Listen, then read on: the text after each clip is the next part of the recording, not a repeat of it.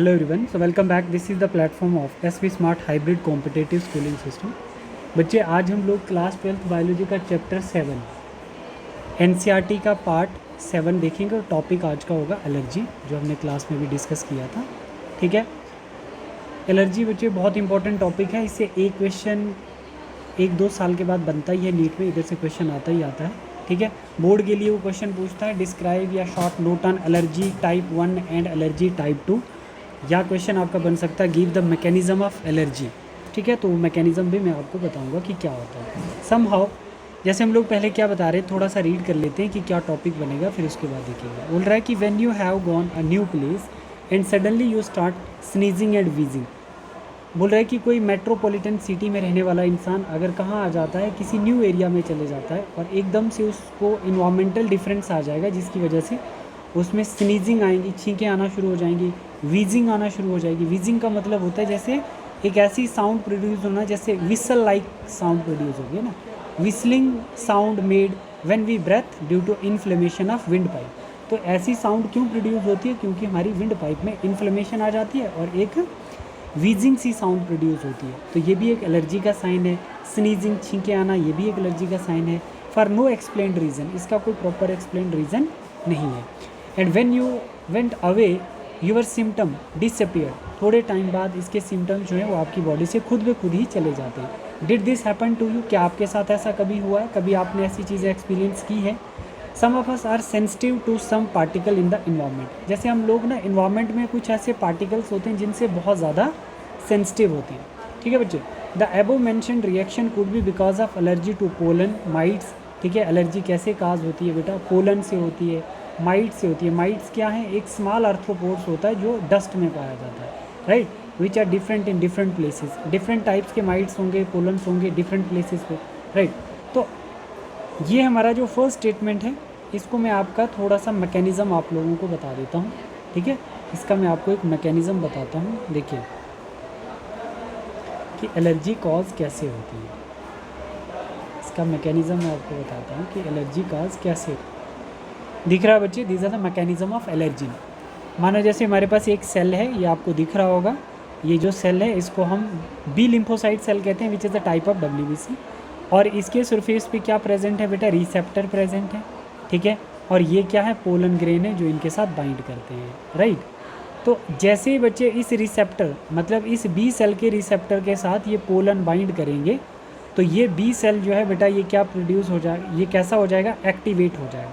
जब ये B cell activate हो जाएगा तो ये ढेर सारे IgE एंटीबॉडीज़ प्रोड्यूस करेगा. और ये जो IgE एंटीबॉडीज़ हैं ये मास्ट सेल है ना, मैक्रोफेज सेल्स होते हैं, इम्यून सेल्स होते हैं. उस मास्ट सेल के सरफेस पे जो रिसेप्टर हैं, जिसको हम FcR1 रिसेप्टर कहते हैं, जो कौन सी एंटीबॉडी? IgE एंटीबॉडी स्पेसिफिक है. तो उसके ऊपर, इस रिसेप्टर के ऊपर कौन सी एंटीबॉडी है बच्चे? जो बहुत सारी बी लिम्फोसाइट ने प्रोड्यूस की थी, वो IgE एंटीबॉडी है और वो FcRI रिसेप्टर के साथ बाइंड कर रही है. ठीक है, इस रिसेप्टर के साथ ये एंटीबॉडी बाइंड कर रही है. तो ये जो रिसेप्टर FcRI है ये मास्ट सेल का है और इसके सरफेस पे रिसेप्टर हैं ये FcRI रिसेप्टर, और इनके साथ एंटीबॉडी कौन सी बाइंड कर रही है? IgE, जो किसने प्रोड्यूस की है? बी सेल ने प्रोड्यूस की है. ठीक है बच्चे, और ये कब एंटीबॉडी प्रोड्यूस होगी बच्चे? जब इस बी सेल के सरफेस पे रिसेप्टर के साथ पोलन बाइंड करेगा. ठीक है बेटा, अब हमने देखा कि यहाँ पर इस एंटीबॉडी के साथ पोलन जाके, ये एटमॉस्फेयर में पोलन से बहुत सारे, ये पोलन जाके इस रिसेप्टर की एंटीबॉडी के साथ बाइंड कर गया है. ठीक है, ये पोलन बाइंड करेगा. तो मास्ट सेल जब क्या हो जाएगा? जब रिसेप्टर के साथ पोलन ग्रेन बाइंड करेंगे, सॉरी एंटीबॉडी के साथ जब पोलन ग्रेन बाइंड करेंगे, तो एंटीबॉडी किसकी है? बी सेल की, और रिसेप्टर किसके हैं बच्चे? मास्ट सेल के.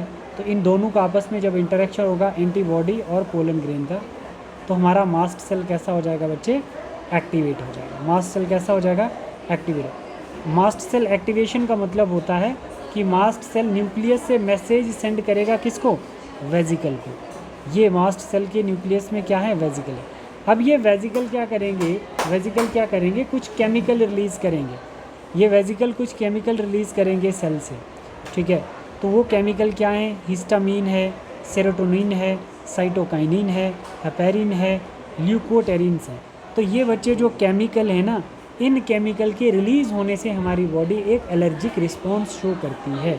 ठीक है, जब हमारे सेल के मास्ट सेल्स के वेजिकल जब ये इंपॉर्टेंट केमिकल रिलीज़ करते हैं तो हमारी बॉडी क्या रिलीज़ करती है, हमारी बॉडी शो करती है start allergic reaction. All these chemical reactions release outside the vesicle start allergic reaction, symptom respiratory problems हो जाते हैं। ठीक है बेटा, जैसे हमारे पास रिस्पिरेटरी प्रॉब्लम होगी किसकी वजह से, जो ये हमारा हिस्टामाइन है, तो हिस्टामाइन जो होता है बच्चे स्मूथ मसल को कॉन्ट्रैक्ट करता है। क्या करेगा, स्मूथ मसल को कॉन्ट्रैक्ट करेगा। जैसे हमारे पास ब्रोंकाई है ना, ये विंड पाइप जो है उसको हम ब्रोंकाई बोलेंगे। तो ब्रोंकाई नॉर्मल साइज़ ये है, तो जैसे ये हिस्टामाइन सिक्रीट होगा तो इस ब्रोंकाई का साइज़ कैसा हो जाएगा, कंस्ट्रिक्ट हो जाएगा। इसका साइज़ कैसा हो जाएगा बच्चे, कॉन्स्ट्रिक्ट हो जाएगा। तो जब रिस्पिरेटरी ब्रोंकाई के अंदर रिस्पिरेटरी सिस्टम जो है, तो जैसे ही बेटा हमारा ब्रोंकाई कॉन्स्ट्रिक्ट हो जाएगा तो हमारा क्या होगा, साउंड प्रोड्यूस होगी, रिस्पिरेटरी डिसऑर्डर कहलाएगा। साउंड कौन सी, वीजिंग वाली साउंड। तो ये मैकेनिज़्म आपने थोड़ा सा याद रखना है। ये जो मैकेनिज़्म है बच्चे एलर्जी का, कि इसमें बी सेल्स जो होते हैं क्या करते हैं, एंटीबॉडी प्रोड्यूस करते हैं। वो एंटीबॉडी मास्ट सेल के रिसेप्टर के ऊपर बाइंड हो जाती है, और जब एंटीबॉडी और पोलन आपस में बाइंड करेंगे तो मास्ट सेल एक्टिव कर देता है न्यूक्लियस को, और न्यूक्लियस सेंड कर देता है मैसेज किसको, वेजिकल को, और वेजिकल रिलीज़ करता है केमिकल। और ये जब केमिकल रिलीज़ होते हैं तो हमारी बॉडी एलर्जिक साइन शो करती है, एलर्जिक सिम्टम शो करती है। एक बार आप इसको पढ़ लो ज़रा, सिंपल। एग्जरेटेड रिस्पॉन्स, एग्जरेटेड रिस्पॉन्स होता है बच्चे जब हमारी इम्यूनिटी हाइपर रिस्पॉन्स शो कर रही है। मानो इम्यूनिटी का एक हाइपर रिस्पॉन्स अगेंस्ट एंटीजन, उसको हम बोलते हैं exaggerated response. In the immune system to certain antigen, किसी एंटीजन के अगेंस्ट बहुत स्ट्रॉन्ग रिस्पॉन्स इम्यून शो करता है, उसी को हम क्या कहते हैं, एलर्जी बोलेंगे। The substance to which such immune response is produce are called allergy. The antibiotic produce these IgE, antibody produce करता है IgE, है ना। सेल कौन सी एंटीबॉडी प्रोड्यूस करता है, IgE। Common example of allergens are like mites, dust, pollens, animal dander. Animal dander क्या होता है बच्चे, जैसे हम किसी एनिमल्स की जो बाहर से स्कैल्प उतरती है ना, कोई एनिमल पकड़ने से भी जैसे एलर्जी होती है तो उसको एनिमल डेंडर कहते हैं। ठीक, एनिमल की बॉडी से किसी को अगर एलर्जी होती है उसको एनिमल डेंडर कहते हैं। जैसे symptom of allergic reactions, symptom of allergic reaction include sneezing, watery eye, running nose, difficulty in breathings. ठीक है बेटा।